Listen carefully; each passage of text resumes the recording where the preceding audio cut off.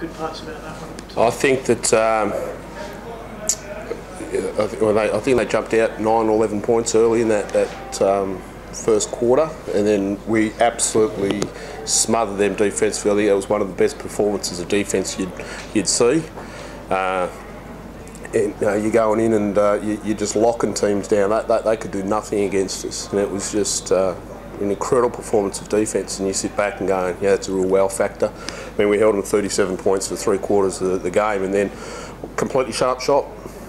Everybody just stopped playing, and from that I'm extremely disappointed. And I think the guys should be as well. That particularly the senior players in the team, to let that just slip away like that in that final quarter, get outscored 21-7 is pretty disappointing. Have you had a word to them? Absolutely. Absolutely. Yep. How do you fix that for next week? To me, it's a mental approach to the game. We had a tremendous week of practice. It was one of the best we've ever had, and I think that it showed at times how good we can be. And I guess we didn't shoot the ball well again, but I tell you, the shots that we're taking are great shots to take. And I know that they're going to drop. I have so much confidence in this group because defensively we're getting it done, shutting teams down. They can't score on us, and we're getting tremendous open looks. And times we make them, and the majority of the time we're not. But I think from that perspective of the system, we're doing a tremendous job. You had 20 offensive boards tonight. Pretty happy with that? They're the biggest team in the league. We're the smallest. All those commentators out there, they're saying that we can't win because we're too small. Bring it on. Sean, how did you guys find it tonight? Well, we started a bit slow, but we, I think we let them get a few open shots, but yeah, the middle part of the game we were unbelievable. Defensively, we're starting to really click. I think that's the key to our prize stretch over the last 6-7 ball games, and once we start shooting the ball well, I mean, 0 for 6 from the 3-point line for myself, not going to get it done. But, I think we are getting good looks, and it's going to eventually drop. So I think it's, but we do hold ourselves to a higher standard, and to get outscored 21-7, I think Bevo has a right to jump on us, and, I think as a leadership group we'll look at that and make sure that doesn't happen again. How do you do that for next week? How do you make sure you're focused throughout the whole game? Well, I think it's a matter of sticking to what got us there. We started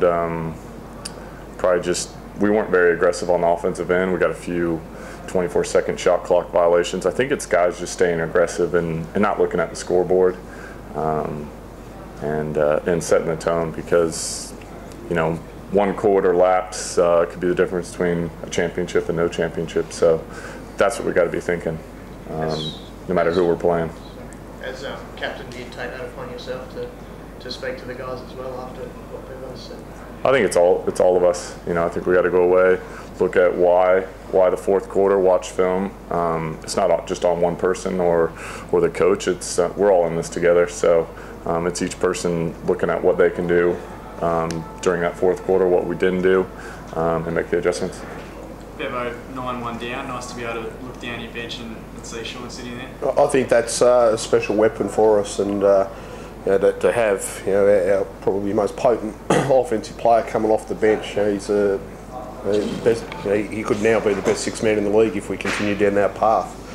He gives us an enormous amount of potency in there, and that's a great thing about it. Tonight he was sensational. Shawnee overall was very, very good tonight. How'd you see Matty's game tonight, and how's he held up? Yeah, really good. He was a bull again. He did a great job. He's just so big and powerful, and he 14 and 8. That was pretty good in only 20 minutes or whatever it was. 20 minutes of play. That's pretty impressive.